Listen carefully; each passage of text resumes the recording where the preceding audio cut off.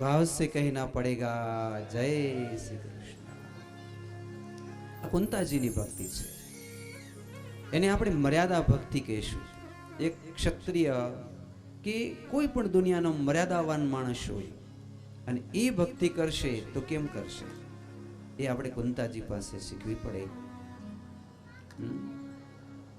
કુંતાજી એમ કહે છે, પ્રભુ મને કાયમને માટે વિપત્તિ મળો. શું કામ? ભવતો દર્શનમ યતસ્યાદ પુનર્ભવ દર્શનમ. આજે મને વિપત્તિ આવી, હું તમને યાદ કરીશ, હે કૃષ્ણ તમારા દર્શન થયા, મારી વિપત્તિ દૂર કરી, પાછા તમે ભાગી ગયા દ્વારકા. વિપત્તિ ના આવે તો 5 વર્ષે પાછા વળી આવો કે ક્યારે આવો શું ખબર, પણ પાછી બીજે જ એક વિપત્તિ ગઈ ત્યાં બીજી આવે, વળી યાદ કરવું, હે કૃષ્ણ વળી દોડતા આવો. વળી ત્રીજી વિપત્તિ આવે, વળી હે કૃષ્ણ કહું, વળી દોડતા આવો. ભવતો દર્શનમ, ભવતો દર્શનમ યતસ્યાદ પુનર્ભવ દર્શન.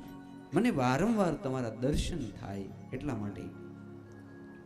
હવે ભગવાનને કીધું, હવે તમારે ભલે દ્વારિકા જવું હોય તો જાઓ. ત્યારે ભગવાન હસવા લાગ્યા કે મારે દ્વારિકા નથી જવું, તો મારે કુરુક્ષેત્રમાં ભીષ્મ દાદા પાસે જવું છે. ચાલો માં કુંતાજી આપ બધાય આપણે ચાલીએ. હે રથ જોડાયા, ઉત્તરાયણ બેસી ગયા છે, તૈયારી છે બરોબર. દાદા પડ્યા છે, રૂવાડે રૂવાડે બાણ માર્યા છે. અર્જુને એક અહીંયાથી આમ કપાળમાં 3 બાણ માર્યા છે, ઓશિકાની જેમ ઊંચો માથો, હાથ આમાંય પણ બાણ માર્યા છે. ડગી ન શકી, બાણની સૈયા ઉપર છૂટા છે. રથ ઉભા રહ્યા, યુધિષ્ઠિરે પ્રણામ કર્યા, દ્રૌપદીને અખંડ સૌભાગ્યના આશીર્વાદ આપ્યા. બધાએ ભીમને ને બધાને આશીર્વાદ આપ્યા. પણ જ્યાં કાળિયા ઠાકરને જોયા ત્યાં તો દાદાની આંખમાંથી અશ્રુની ધારાઓ વહેવા લાગી. હે નાથ, હે દ્વારકાધીશ, આજે હું સાચે સાચે તમારી શરણમાં આવ્યો છું. નાથ, હવે મારું મૃત્યુ નજદીક છે, તો હવે શું મને તમારી સાથે લઈ ચાલશો, તમારા ધામમાં લઈ ચાલશો? ભગવાને કીધું, બાપુ પહેલે તો યુધિષ્ઠિરને રાજ ધર્મનો જે કંઈ ઉપદેશ આપો, એટલે ઉપદેશ આપ્યો. એનો તમે ક્યારેક વાંચજો મહાભારતમાં, શાંતિ પર્વ. પછી દ્રૌપદી હસવા લાગી, એટલે ભીષ્મ દાદા પૂછે છે, બેટી આટલી બધી મર્યાદા મૂકી અને તું હસે છે, મારો ઉપહાસ કરે છે, મારું અપમાન કરે છે. એટલે દ્રૌપદી કહે છે કે બાપુ જ્ઞાન આવડું છે, પણ જ્યારે મારા ચીર ખેંચાતા હતા ત્યારે આ જ્ઞાન ક્યાં ગયું તું તમારી અંદરથી, એટલે મને હસવાનું આવ્યું કે જ્ઞાનના તો ગાડા ભર્યા છે, પણ જ્યારે મારા વસ્ત્રો ખેંચાતા હતા ત્યારે આ જ દાદો હતો, એક શબ્દ ન બોલી આમ નીચે જોઈ ગયા હતા. ભીષ્મ દાદાએ કીધું, બેટી હવે સાંભળી લે, કારણ કે મારા શરીરમાં દુર્યોધન પાપિયાના અનાજ ખાધેલા હતા, એનું ઋણ હતું, મારી પ્રતિજ્ઞા હતી, રાજગાદી સાથે હું જોડાયેલો હતો, ધર્મ સાથે જોડાયેલો હતો, પણ મેં એનું ફળ ભોગવી લીધું છે. પૂછો દ્વારકાધીશને કે મેં અર્જુનને કીધું તું બાણ માર, શિખંડીને આગળ રાખી, અને માની લો કે હું જો ઊભો રહી જાઉં તો અર્જુનની તાકાત નથી કે અર્જુન મને મારી શકે, તો મારા મૃત્યુનું રહસ્ય મેં હાથે હાથે બતાવ્યું છે. શું કામ? કે તારા ચીર ખેંચાતા જે મારી નજરે નજરે મેં જોયા, એનું હું દુષ્કર્મનું ફળ ભોગવવા માટે મેં માંગ્યું કે મને રૂવાડે રૂવાડે બાણ લાગે અને એક સાથે 1000 વીછી ડંખ મારે અને જે વેદના થાય એવી વેદના મને થાવ, કારણ કે આ આંખેથી મેં દ્રૌપદીની લાજ લૂંટાતી જોઈ છે. મને થાય છે વેદના બેટી, મારા એક એક રૂવાડે હજારો વીછીઓની વેદના થાય છે. પણ એક વસ્તુ હવે તમે ભૂલી જાઓ, હવે આ વસ્તુ ભૂલી જાઓ, શું થયું શું ન થયું. હવે એક જ વસ્તુ યાદ રાખો, મેરો તો ગિરધર ગોપાલ દુસરો ન કોઈ. મેં કર્યું મને માફ, તમે કર્યું તમને માફ, બધાને માફ. બસ હવે એ વસ્તુ જવા દો. હવે આપણે આ ઠાકરજીના ચરણ પકડવાના છે.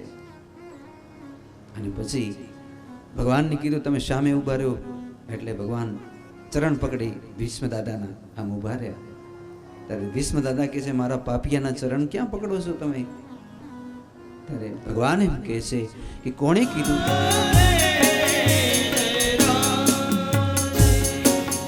ભીષ્મયુવાચ, થોડું સરખું કરો. ઇતિ મતિરૂપકલ્પિતા વિતૃષ્ણાં ભગવતી સાત્વત્પુંગવે વિભૂનિમ સ્વસુખમુપગતે ક્વચિદ્વિહર્તુ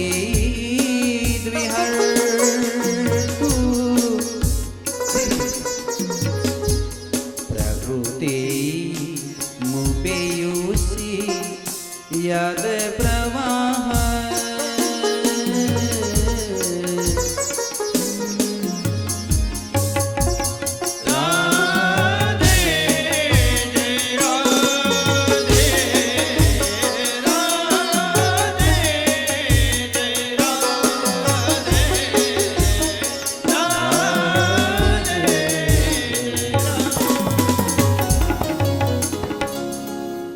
भाव से कहो जय श्री कृष्ण.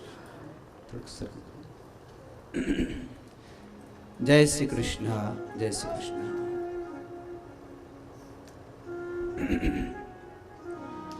इति मतिरूपकल्पिता मतिरूपकल्पिता वितृष्णा भगवते सात्वत पुंगवे विभूमि. ભીષ્મ દાદા એમ કહે છે બાબુ કે મારી મતિ હવે સાચે સાચે તમારા ચરણમાં મૂકું છું. હું તમને ખરેખર ઓળખતો નહોતો, પણ હવે તમને ઓળખી ગયો છું. તમે સાક્ષાત પરમ બ્રહ્મ છો, સાક્ષાત ઈશ્વર છો. ભીષ્મ દાદાએ પ્રતિજ્ઞા કરી હતી કે આજે હું ગંગાનો દીકરો ભીષ્મ પ્રતિજ્ઞા કરું છું કે 5 પાંડવોમાંથી એકને ઓછો કરીશ. શું કરીશ? કૃષ્ણ થરથરી ગયા કે જો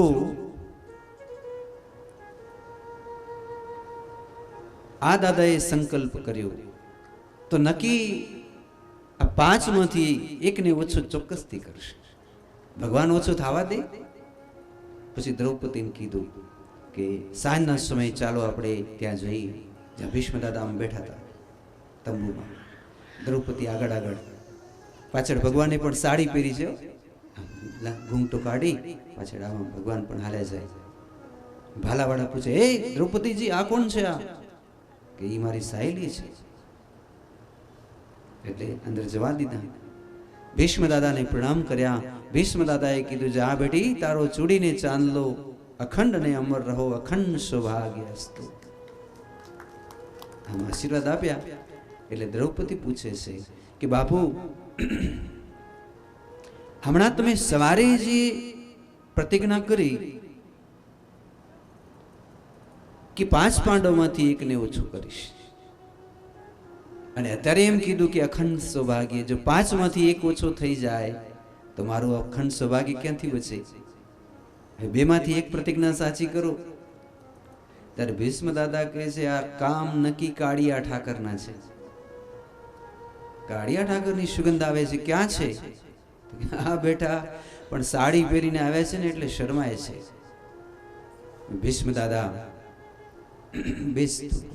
ભીષ્મ દાદા ઊભા થયા અને જ્યાં માધવે આમ લાજ કાઢેલી એ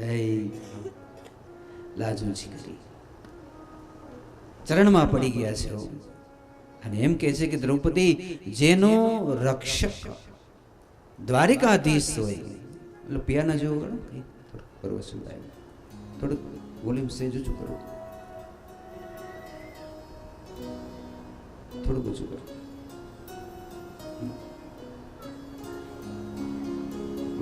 જય શ્રી કૃષ્ણ. દ્વારિકાધીશ જેની રક્ષા કરે એનો ચૂડીને ચાંદલો ભલા કોણ નંદવાવી શકે. બેટી જા, તારો ચૂડીને ચાંદલો અખંડ રહો, અમર રહો.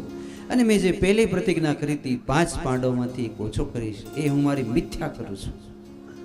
પણ એના બદલામાં દ્વારિકાધીશ પાસે હું એક વરદાન માંગુ છું કે જ્યારે મારો અંતકાળ, મારું મૃત્યુ નજદીક આવે ત્યારે મારી આંખોની સામે તમારે હાજર રહેવું પડે અને તમારા દર્શન કરતે કરતે મારું મૃત્યુ થાય. બસ મને એટલો વરદાન આપો. તથાસ્તુ. ભગવાને વચન આપ્યું હતું છેલ્લે હું તમને દર્શન આપીશ. અને આજે ભગવાન આવી ગયા. મહાસુદ સપ્તમીનો દિવસ છે. ભીષ્મ દાદા કહે છે, પ્રભુ હવે મને રજા આપો. 12 શ્લોકો છે, એમાં ઘણા બધા એના ભાવો છે, પણ મુખ્ય ભાવ છે કે પ્રભુ હું તો વીર છું, ક્ષત્રિય છું. એટલે જ્યારે તમે પ્રતિજ્ઞા કરી હતી કે શસ્ત્ર નહીં ઉપાડો, અને મેં પણ પ્રતિજ્ઞા કરી લીધી કે જો અસલ ગંગાનો દીકરો હોઉં તો એકવાર ભગવાનની પ્રતિજ્ઞાનો ભંગ કરાવો. અને પછી મેં અર્જુનને બાણ માર્યા. અર્જુનને બાણ નીચે મૂકી દીધા કે હે નાથ, હવે તો આપણું મોત આવ્યું, આ દાદો આજે મારી નાખશે. ત્યાં તો ભગવાને ઘોડાની લગામ આમ ઘા કરી, ઘોડા ઉભા રહી ગયા, નીચે ઉતરી આમ નજર કરી, એક રથ તૂટેલું આમ કરી પેડું ખેંચીને ભગવાને ઉપાડી લીધું. ક્યાં ગયો દાદો? ત્યાં તો દાદા પણ રથમાંથી ઉતરી ધનુષ બાણ ભગવાનના ચરણમાં સમર્પિત કરી દીધા. નાથ, જો મેં તમારી પ્રતિજ્ઞાનો ભંગ કરાવ્યો છે, પણ મારી મૃત્યુ વખતે આવા રૂપના મને દર્શન દેજો.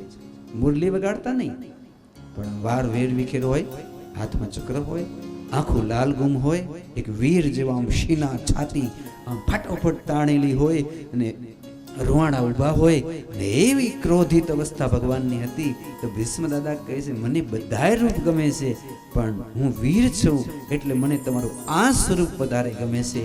માટે પ્રભુ મને તમારા વીર સ્વરૂપના દર્શન દેવ. અને એમ કરતે કરતે મારું મૃત્યુ થાય. તથાસ્તુ. ભગવાને એવા સ્વરૂપના દર્શન કરાવ્યા. અને ત્યાં તો દાદાનું બ્રહ્મરુંદ ફાટ્યું.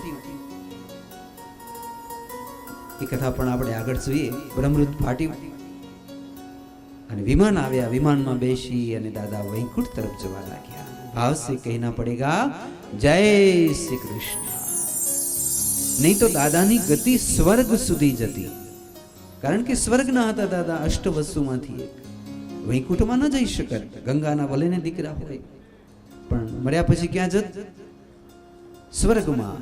પણ આજે ભગવાને જ્યારે કૃપા કરી તો દાદા સ્વર્ગને બાજુમાં રાખી વૈકુંઠ તરફ ચાલતા થઈ ગયા. આ કથા છે. ભગવાનની જેના ઉપર કૃપા થાય એ માણસને ક્યાંય સ્વર્ગમાં, નરકમાં કે કોઈ લોકમાં જવાનું થતું જ નથી. એને સીધે સીધું અક્ષરધામમાં, સાકેત ધામમાં, યા તો વૈકુંઠ ધામમાં, યા તો ગોલોક ધામમાં જવાનું થાય છે. આપણે પણ એવો સંકલ્પ કરજો કે ભાઈ આજે નહીં તો કાલે મારું મૃત્યુ થશે. થશે કે નહીં? આપણું મૃત્યુ થાય પછી આપણે ગમે તેવા રૂપાડા હોઈએ, તરત જ હે ગોપીચંદનને આવું લગાડી જેમ તેમ નવડાવે. બરોબર ન નવડાવે, જેમ તેમ નવડાવી ભસ્મના તિલક કરે, ગોપીચંદનના તિલક કરે, મોઢામાં તુલસી ને એવું બધું નાખે. પછી એવા 2 જણા એવા હોય કે એને બીક જ હોય કે આ ક્યાંક વચ્ચેથી ભાગી ન જાય, એટલે એવા તો નનામીમાં આમ ખેંચીને બાંધે, જાણે આમ ગાડામાં આમ ભોરમાં બંધ બાંધતા હોય એવી રીતે બાંધે, જાણે ભાગી જશે વચ્ચેથી. જરા દયા ન ખાય. તમે જોજો, મેં તો જોયું છે. એવા ખેંચીને બાંધે, ભલે ને આપણો પ્રિયમાં પ્રિય માણસ હોય, ખેંચીને બાંધે.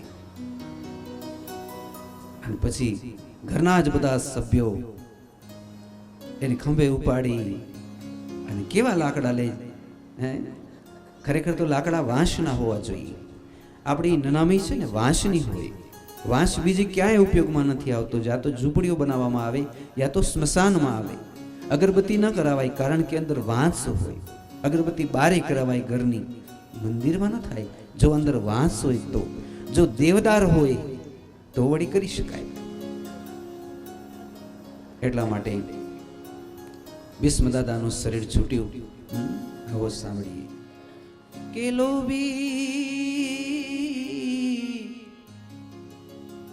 કે લોભી આત્મને સમજાવો, મારા ગુરુજીને પૂછો, રૂડા જ્ઞાન બતાવશે, જ્ઞાન બતાવશે,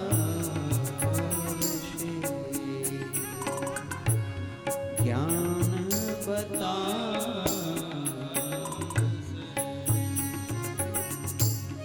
હંસલાને છોડીને કોણ બગલાને સેવશે,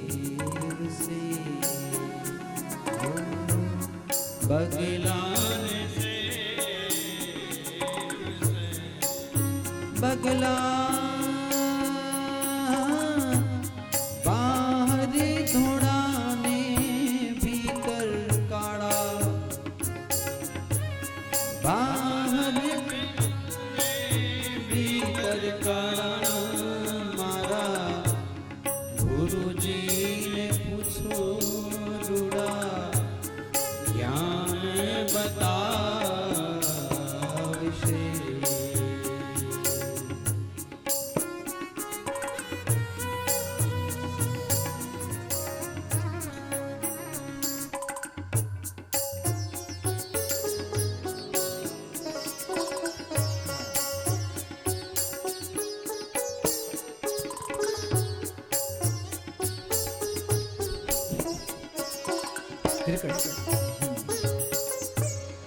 શોભાજીનો ચેલો પંડિત દેવાય તે બોલ્યા, દેવાય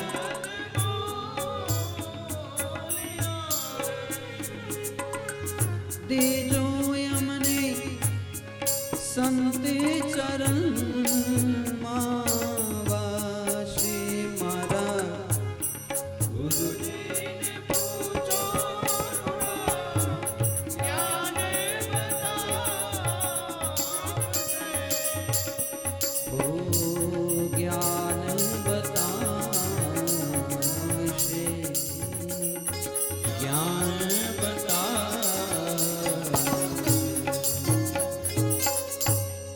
से कहना पड़ेगा. जय श्री कृष्ण. जोर से बोलिए. कौन से लोभी? आमा तो एम कीधुं लोभी आत्म, पण आत्मा कोई दिवस लोभी न होय, कारण कि आत्मा तो भगवान शिवનું સ્વરૂપ છે. એટલે લોભી આત્મા નથી પણ બુદ્ધિ લોભી છે. જેટલી પણ વસ્તુ હશે ને, જો સારી બુદ્ધિ, ખરાબ બુદ્ધિ, ચંચળ બુદ્ધિ, લોભિષ્ઠ બુદ્ધિ, દાનેશ્વરી બુદ્ધિ, આત્માએ નહીં અને મને નહીં. મન છે એમાં કોઈ આવરણ નથી. મનને તો જ્યાં લઈ જવું હોય ત્યાં જાય, પણ રંગીએ રંગાયેલી બુદ્ધિ હોય છે.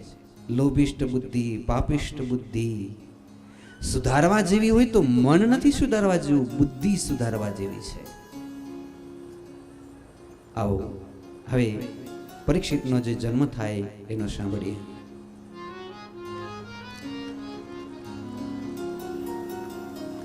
રાધે જય રાધે, રાધે જય રાધે,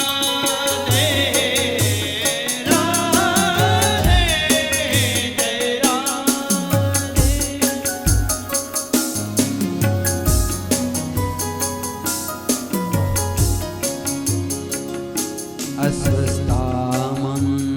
अस्वस्थामनुपसृष्टन् ब्रह्मशीर्षो ऋते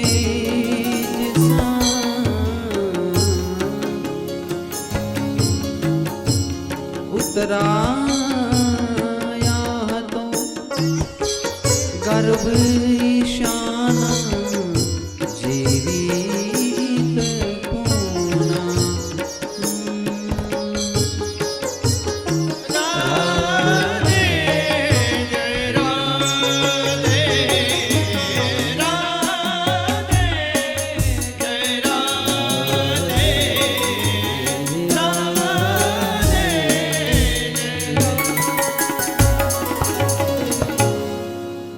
से कहो जय श्री कृष्ण।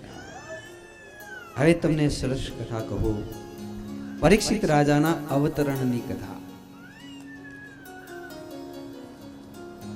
અત્યારે હાજર અર્જુન નથી, ભગવાન પણ નથી. પરીક્ષિત રાજા ઉત્તરાજીના પેટેથી અવતરિત થયા. રડ્યા રાખે છે, શાંત જ થતા નથી. ત્યારે તો જ્યોતિષી હતા ને, બોલાવ્યા બધેને, વૈદોને કે આ દીકરો કેમ રડ્યા જ રાખે છે દિવસ ને રાત. એટલે જે ત્રિકાલગ્ન સમાધિનિષ્ઠ જે મહાપુરુષો હતા એમણે હસીને કહેવા લાગ્યા કે આને કાંઈ બીમારી નથી, પણ એની સામે ભગવાનની ચિત્રમૂર્તિ છબી રાખો. ભગવાનને જો જોશે, દર્શન કરશે તો હમણાં જ રડતો રડતો છાનો થઈ જશે. છબી લઈ આવ્યા, મૂર્તિ લઈ આવ્યા. મૂર્તિમાં ભગવાનના જ્યાં દર્શન કર્યા ત્યાં તો પરીક્ષિત આમ નાનકડા છે ને, જન્મ્યા તો આમામ આમામ કરે છે. એટલે બ્રાહ્મણોએ કીધું ઇક્ષયતિ સર્વત્ર કૃષ્ણ ઇતિ પરીક્ષિત. હવે આ ભગવાનને લઈ લ્યો. તો જો ભગવાનને લીધા તો વરી રડવા લાગ્યો. તો પરીક્ષિતને જ્યાં પણ રાખીએ પારણામાં સુવડાવે, જ્યાં પણ રાખીએ તો બાજુમાં ભગવાનના દર્શન એને થવા જ જોઈએ. તો જ્યાં જ્યાં એ નજર કરે ત્યાં ત્યાં એને ભગવાનના દર્શન થાય છે, એટલે એનું નામ છે પરીક્ષિત. ઇક્ષયતિ સર્વત્ર કૃષ્ણ. એ જ્યાં નજર કરે એને કૃષ્ણના દર્શન થવા જ જોઈએ. સમજાઈ ગયું ને? એટલે એનું નામ છે પરીક્ષિત રાજા. મહાભાગવત છે, જેની પાસે કૃષ્ણના દર્શન કરી અને એટલું સામર્થ્ય છે. ગર્ભમાં 7 મહિનાના હતા ત્યારે ભગવાને માથે હાથ મૂકેલા. વરદાન છે કે જ્યારે એને શ્રાપ લાગશે ને ત્યારે શ્રી સુખદેવજી મહારાજ ચોક્કસથી પધારશે અને એનું જીવન ચોક્કસથી ધન્ય ધન્ય થશે. હવે આગળ આપણે જો જોઈએ તો યુધિષ્ઠિર મહારાજને આજ આનંદ તો થાય છે, પણ અપસુકન થાય છે. કેમ અપસુકન થયા? અર્જુન પધાર્યા, વાંકું મુકટ, ચહેરો નિસ્તેજ, હાથમાં ધનુષ બાણ, તૂટેલી દોરી, વાળ એકદમ વેર વિખેર થઈ ગયા. એવું લાગે જ નહીં કે આ અર્જુન હશે. યુધિષ્ઠિરજી પૂછે છે કે અર્જુન, તમારા આવા હાલ કોણે કર્યા? આ કેમ આવું? આટલું તમારા ચહેરામાં તેજ, કપાળમાં જે દેખાય એ પણ નથી દેખાતું. ત્યારે અર્જુનજી રડીને કહેવા લાગ્યા, બાબુ, આપણો કાળિયો ઠાકર આપણે છોડી ભાલકા તીર્થમાં ચાલ્યા ગયા. હવે આ સૃષ્ટિમાં ભારત દેશમાં દ્વારકાધીશ નથી, અંતર ધ્યાન થઈ ગયા છે. અને પછી મને એ દ્વારિકાની બધી યાદો, સ્ત્રીઓ ભગવાનની 16,108 પટરાણીની બીજી જાદુઓની સ્ત્રીને એમ કીધું ભગવાને કે આને મથુરાની રાજગાદી આપજો, વજ્રનાગને. તો હું ધનુષ બાણ લઈને આવતો હતો. સમય બડો બલવાન, નહીં પુરુષ બલવાન, કાબે અર્જુન લૂટિયા એ ધનુષે બાણ. આ જ બાણ હતા જો, પણ કાબાઓએ તોડી નાખી દોરી. આ ધનુષને મેં કેટલું કીધું, પણ આને મારું કાંઈ કામ ન કર્યું. આ તલવાર કાઢી, આને મેં કેટલું કીધું કે કાબાને હું હમણાં જ મારી નાખું. એકવાર શિવને પણ મેં એની સામે યુદ્ધ કર્યું હતું, પણ એ કાબા લોકોએ મને બાંધી નાખ્યો. આપણું ધન, સ્ત્રીઓ લૂંટી ગયા. થોડા ઘણા જે બચ્યા એ આપણી સાથે આવ્યા. અને હવે શું જીવા જેવું છે? હંસલા હાલો ને હવે મોતીડા નહીં રે મળે. હવે ભગવાન નથી, આપણામાં શક્તિ નથી, આપણા હથિયારો આપણું કીધું માનતા નથી. ભાઈ હે યુધિષ્ઠિરજી, માં કુંતાજી, મને રજા દેવ, મારે હિમાળે હાડ ગાડવા જવા છે. કુંતાજી એટલું સાંભળ્યું, શ્રી કૃષ્ણ નથી આ સૃષ્ટિમાં? સાચી જ અંતર ધ્યાન થઈ ગયા? તો કે હા માં, ભાલકા તીર્થમાં ભગવાન અદ્રશ્ય થઈ ગયા. હવે આ સૃષ્ટિ ભગવાન વિનાની થઈ ગઈ. અને જેમ દશરથ રાજાએ રામ રામ કહે રામ, એવી રીતે રામ કીધું, એમ આજ કુંતાજીએ ખાલી આમ કીધું, હે કૃષ્ણ, હે કૃષ્ણ, હે કૃષ્ણ. અને આમ નડી ગરદન વળી ગઈ, પ્રાણ પંખેરું ઉડી ભગવાનમાં સમાઈ ગયા. યુધિષ્ઠિરે જોયું, માં તો ચાલ્યા ગયા. કેવો એનો ભાગ્ય હશે વિચાર કરો. એને ખબર પડી કે ભગવાન નથી રહ્યા, ત્યાં તો 3 જ વખત કૃષ્ણનું નામ લીધું, પ્રાણ પંખેરું છૂટી ગયા. અર્જુન પ્રણામ કરે, ભાઈ આ લેવો, આ તમારો મુકટ, આ તમારા હથિયાર, મને રજા દેવો. ત્યારે યુધિષ્ઠિર એમ કહે છે, તમે એકલા નહીં, હું પણ તમારી સાથે હિમાલય હાડ ગાળવા ઈચ્છું છું. દ્રૌપદી દોડ્યા. અર્જુનને કહે છે, નાથ, એ કૃષ્ણ વિના આ સંસાર, મને તમે સાથે લઈ ચાલો, મને કૃષ્ણ વિના ગમતું નથી, મારા તો હમણાં જ પ્રાણ પંખેરું ઉડી જશે. મને સદેવ, નકુળ, ભીમ બધાય. ત્યારે એ વખતે 32 વર્ષના હતા પરીક્ષિત રાજા અભિષેક કર્યો. એ જ દિવસે, એ જ ટાઈમે, કોઈ મુહૂર્ત નથી જોડાવ્યા અને રાજા અભિષેક કર્યો. પોતે બધાએ વલકલ ધારણ કર્યા, શણિયા કંતાનો શરીરમાં વીટ્યા, મુગટ કુંડલ બધાએ ઉતારી ઘા કર્યા. આજથી નમક હરામ, મીઠાઈ ખાવી હરામ, સ્વાદિષ્ટ ખાવું હરામ, લુખા સુખા ખાશું અને હિમાલયજીની હાડ ગાળશું. પછી હાલતા થયા, બદ્રી કેદાર પહોંચ્યા કે આપણે બધાય બંધન તો છોડી નાખ્યા, પણ હજી આપણા બંધન તો છે કે આ આપણો ભાઈ છે અર્જુન, દ્રૌપદી. એક કામ કરી, આપણે આપણા બંધન પણ છોડી નાખીએ. એટલે બધા એકબીજાની દાબડાની ગાંઠો લઈ સંકલ્પ કર્યો કે આજથી હું યુધિષ્ઠિર માત્ર ને માત્ર કૃષ્ણનો છું. એના સિવાય આ બાકી ભીમ, સદેવ, દ્રૌપદી મારું કાંઈ નથી. હું એકલો જ કૃષ્ણનો છું, બાકી મારે કોઈ નથી, હવે કાંઈ સંબંધ નથી. સમજાણો? પછી એ જ પ્રમાણે દ્રૌપદી કીધું કે આજથી મારો કોઈ પતિ નથી, આજથી કૃષ્ણ એ જ મારા પતિ, એ મારા સખા, એ મારા બંધુ, એ મારા મિત્ર છે. પછી એ જ પ્રમાણે અર્જુન, સહદેવ, નકુળે કીધું કે કોઈ કોઈનો ભાઈ નહીં, કોઈ કોઈની બહેન નહીં, કોઈ કોઈની પત્ની નહીં, હવે આપણે કૃષ્ણના મુસાફર બની હિમાલય હાડ ગળવા ચાલીએ. હિમાલય હાડ ગળવા માટે નીકળ્યા. હિમાલય હાડ ગળવા માટે જ્યાં એ આવે છે ને સ્વર્ગારોહણ, બદ્રી કેદાર જઈને પછી આગળથી આમ એક રસ્તો આવે, જેમાં ન તો કોઈ ઝાડ છે, ન તો કીડી, ન તો મકોડી, ન તો પક્ષી. જ્યાં નજર કરો માત્ર બરફ દેખાય અને એવા તો ગૂંઘણામણ થાય, એમાં ઓક્સિજન નથી. હાલવા માંડ્યા. શ્રી કૃષ્ણમ શરણમ મમ, શ્રી કૃષ્ણમ શરણમ મમ. દ્રૌપદી કહે છે યુધિષ્ઠિરને, હે રાજન, મારા શરીર ઓગળી રહ્યા છે, આ બરફ મને ખાઈ જાય છે, મને ઉપદેશ દેવ ને, મારી વૃત્તિ ચાલાયમાન ન થાય કૃષ્ણમાં, આમ એકદમ આમ વળગી રહે કૃષ્ણના ચરણને. પછી બધા ભાઈઓએ દ્રૌપદીને કીધું, દ્રૌપદી તું માત્ર કૃષ્ણનું નામ લે, ભલે તારું શરીર ઓગળી જતું. શરીર ઓગળવા માંડ્યું, પ્રાણ નીકળવા માંડ્યા. હા કૃષ્ણ, હા કૃષ્ણ, હા કૃષ્ણ.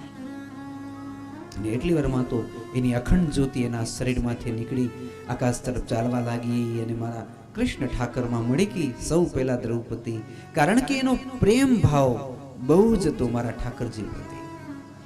ઘણા લોકો એમ કહે છે અર્જુન પ્રત્યે પંક્તિ ભેદ કરતી એટલે દ્રૌપદીના પહેલે શરીર પડી ગયા, એવું નહીં કહેવાનું, તો આપણે પાપ લાગે.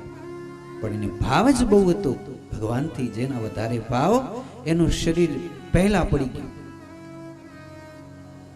તો જેમ જેમ આગળ ચાલતા જાય ભીમ પડવા લાગ્યા, કારણ કે એનો બહુ ભાવ હતો મારા ઠાકોરજી પ્રત્યે. યુધિષ્ઠિરને કહે છે, ભાઈ મને બોધ આપો. કે હવે શું બોધ દેવાનો? હવે તો કૃષ્ણ માત્ર એક જ, હા કૃષ્ણ કૃષ્ણ પુકારો. બધા આમ કરાવે સાથે, હે કૃષ્ણ બોલો, હે કૃષ્ણ, હે કૃષ્ણ. ભીમ પડ્યા, અર્જુનનો દેહ તરફડવા લાગ્યું, એ પણ પડ્યા. સહદેવ, નકુલ આમ તરત જ કૃષ્ણમય બની ગયા. અને પછી આમ યુધિષ્ઠિર ચાલતા થયા, એક જ કૂતરો. અને યુધિષ્ઠિર આમ કરી કરીને વર્ષો સુધી ચાલતે ચાલતે આમ આગળ ગયા. ત્યારે સ્વર્ગના દરવાજા આવ્યા, ધર્મરાજા ઉભા છે. યુધિષ્ઠિર આવી જાઓ, રથમાં બેસી જાઓ, તમારા જેવા સત્યનું કોઈ પાલન આ ભારત દેશમાં કરી નથી શક્યું. એટલે આ શરીરથી તમે સ્વર્ગમાં આવી શક્યા છો. યુધિષ્ઠિર રથમાં બેઠા અને કૂતરાને કીધું તું પણ આવી જા. ઇન્દ્રએ ના પાડી કે કૂતરો કોઈ દિવસ રથમાં સ્વર્ગના રથમાં ન બેસી શકે. યુધિષ્ઠિરે કીધું ભાઈ આ તો ઠેઠ હસ્તિનાપુરથી અમારા ભેગો ભેગો આવે છે. હવે જો એને હું મૂકી દઉં તો મારું એક ક્ષત્રિયોનું એક લક્ષણ હોય છે ધૈર્ય. ધરતીની જેમ હૂંફ આપે.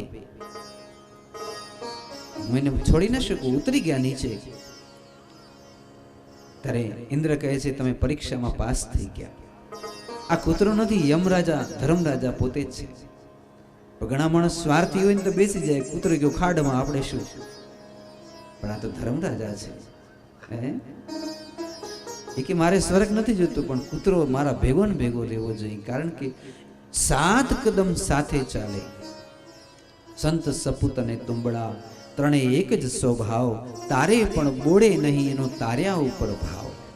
7 કદમ ચાલે ને સાથે, તો સંત આપને 7 કદમમાં મુક્તિનો માર્ગ દેખાડી દે. તો આ તો ક્યાં ઠેઠ હસ્તિનાપુરથી ભેગો આવ્યો છે. બેસાડો એને રથમાં. કૂતરાને પણ રથમાં બેસાડ્યો. અંદર ગયા ત્યાં તો દુર્યોધન મૂછું ચડાવીને બેઠો અંદર સ્વર્ગમાં. યુધિષ્ઠિરે કીધું આ અભાગિયાને ક્યાં સ્વર્ગ દીધું? તો કે આ સ્વર્ગમાં કોઈ દ્વેષ ભાવ હોતો જ નથી. એ વીરના મરણ મર્યો છે ક્ષત્રિયની જેમ, એટલે એને સ્વર્ગ મળે. જો હાથી ઉપર બેસાડવામાં આવશે. દુર્યોધન હાથી ઉપર બેઠો. યુધિષ્ઠિરને બહુ જ આમ ક્રોધ આવ્યો. ભાગ્યા આ બાજુ અને નરક આવી ગયું. બધું મારે અત્યંત ભયંકર નરક. યુધિષ્ઠિરે કીધું અરે આ ક્યાં જગ્યા ઉપર હું આવી ગયો? ઇન્દ્ર પ્રગટ થઈ ગયા કે તમે એકવાર ખોટું બોલી ગયા હતા, નરોવા કુંજરોવા, એટલે તમારે આ નરક જોવા પડ્યા. ચાલો હવે તમને સ્વર્ગની અંદર સ્નાન કરાવું. ત્યાં તળાવમાં સ્નાન કરાવ્યું એટલે આ શરીર ઉગડી જેમ સાપની કાંચલી ઉતરી જાય, નવું શરીર દેવતા જેવું યુધિષ્ઠિરને મળ્યું. પૂછ્યું હવે શું કરું? લેવા અમૃત પીઓ. અપ્સરાઓ આ મેલ તમારો સોનાનો આજથી, આ બધી અપ્સરા તમારી સેવા કરશે. ત્યારે યુધિષ્ઠિર હસવા લાગ્યા કે મને મારો કાળિયો ઠાકર જોઈએ, મારો દ્વારિકાધીશ જોઈએ. મારે કોઈ અપ્સરાથી શું કામ? સોનાના મહેલથી મારે શું કામ છે? મારે કોઈ અમૃત નથી પીવા, કોઈક મને દ્વારિકાધીશના દર્શન કરાવો. યુધિષ્ઠિર કોઈની સામે નથી જોતા. સમજાણો ને? આપણે તો આવું કોક દે તો દોડીને હાલ્યા જઈએ. ભાઈ ભાંડુ પતિને પાછળ મૂકી દઈએ કે આવું હોય તો આવજો, ને કઈ નહીં હું તો જાઉં છું. જ્યારે ભગવાને ત્યાગ કરી દીધા સ્વર્ગના સુખો, ત્યારે ઇન્દ્ર મહારાજ કહે છે જો ઉપર દ્રષ્ટિ કરો. ઉપર દ્રષ્ટિ કરી માં કુંતાજી, દ્રૌપદીજી, ભીમ, સહદેવ, નકુળ, અર્જુન અને મારા દ્વારિકાધીશ એક વિમાનમાં બેઠા છે. અને આમ ગાયો ગોવાળિયાઓ ભગવાનનો જય જયકાર કરે. અને એ વિમાન આવ્યું યુધિષ્ઠિર પાસે અને ભગવાન ભેટી પડ્યા. યુધિષ્ઠિર તમારે સ્વર્ગમાં નથી રહેવાનું, તમારે તો અમારી સાથે ગોલોક ધામમાં ચાલવાનું છે. બેસી જાઓ. અને યુધિષ્ઠિર મહારાજે વિમાનમાં બેસી ગયા અને પછી એ વિમાન ઉડી ગોલોક ધામ તરફથી. ભાવ સે કહેના પડેગા જય શ્રી કૃષ્ણ. સમજ્યા ને? આટલા બધા વિઘ્નો જ્યારે આવે ને આપણે એ વિઘ્નોને પાર પહોંચી જઈએ ત્યારે આપણે સ્વર્ગ જેવા સુખો આ સંસારમાં મળે છે. તો હવે પછી જે આગળ છે પરીક્ષિત રાજાને જે શ્રાપ લાગે છે એની કથા, ધર્મના અલગ અલગ સ્વરૂપો, એની પણ કથા છે. તો આવો થોડુંક સંકીર્તન અને ભાવ સાથે એક નાનકડો રાસ આપણે બોલી અને પછી ભગવાનને દૂધનો પ્રસાદ ધરાવશું. આજે ખૂબ આનંદ કર્યો.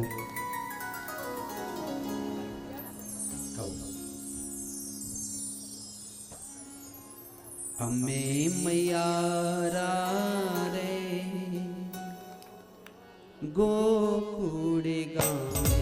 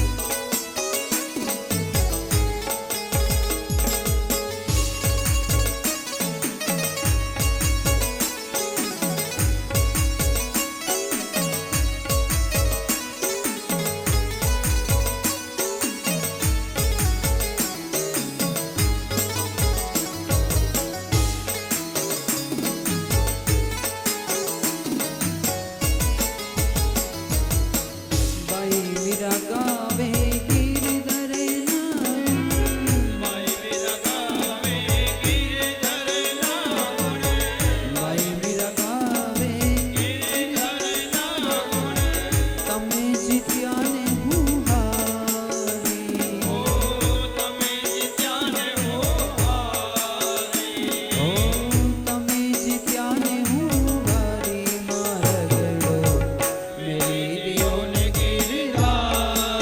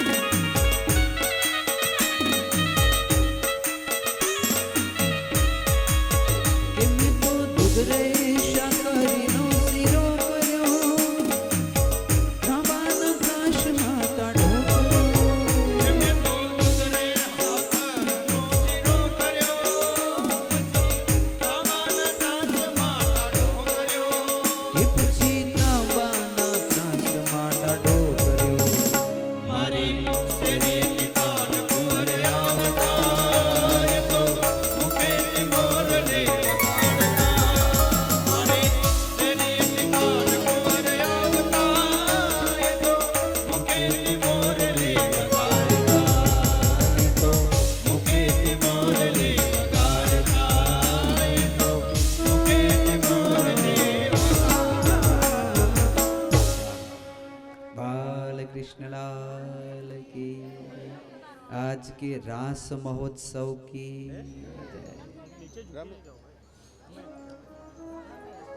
भगवाननी भावमयी कथा कहता ब्रजना जे रास कहेवाय ए रास આપણે ગાયા હવે આપણી સમય મર્યાદા પણ પરિપૂર્ણ થઈ ગઈ છે એટલે ભગવાનને થાળ જમાડીએ દૂધનો પ્રસાદ પછી આપણે બધાને અર્પિત કરશું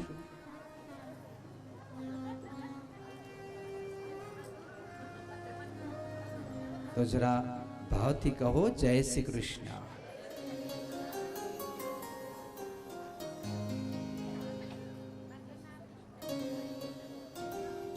તો ભૈરવી રાગમાં ભગવાનને દૂધ પીરાવી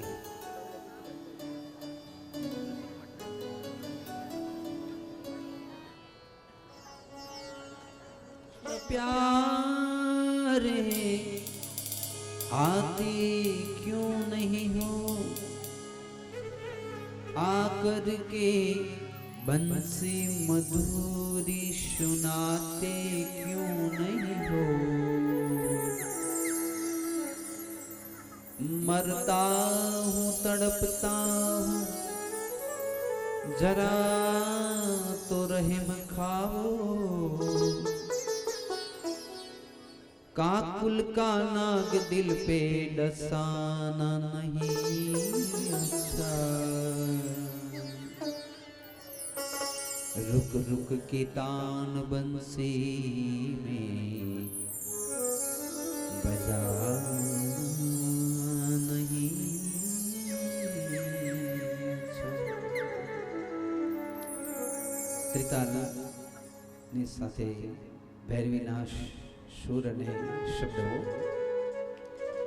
मीठा दूध पियो पियो ने मुरारे मीठा दूध पीवो पीवो ने मुरारी मीठा दूध पीवो पीवो ने मुरारी मीठा दूध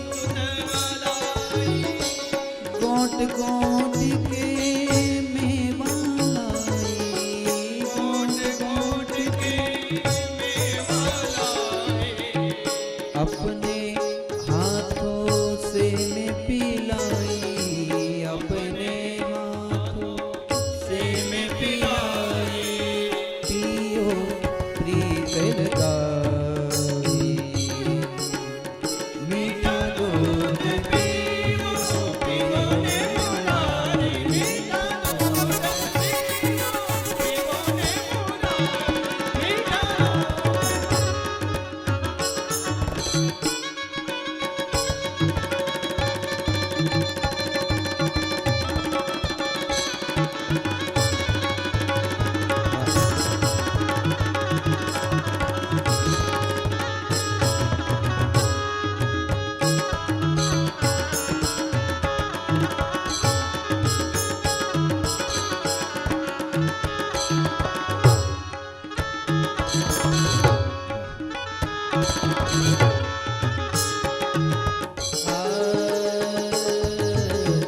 जमुना जल तेरी नक छवि में जमुना जल तेरी नाक छवि में तेरी नाक छवि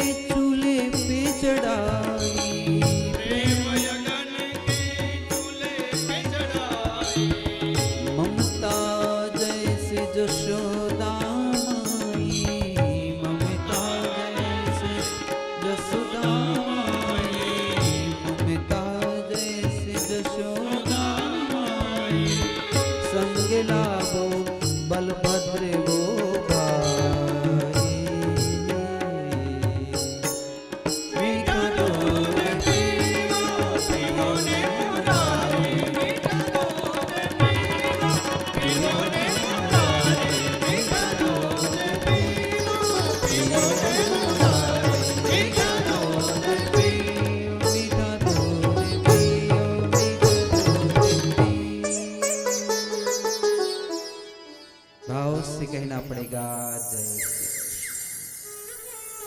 ફરી પાછું બીજો સત્ર આપણે બરોબર 3 વાગે પ્રારંભ કરવાના છીએ.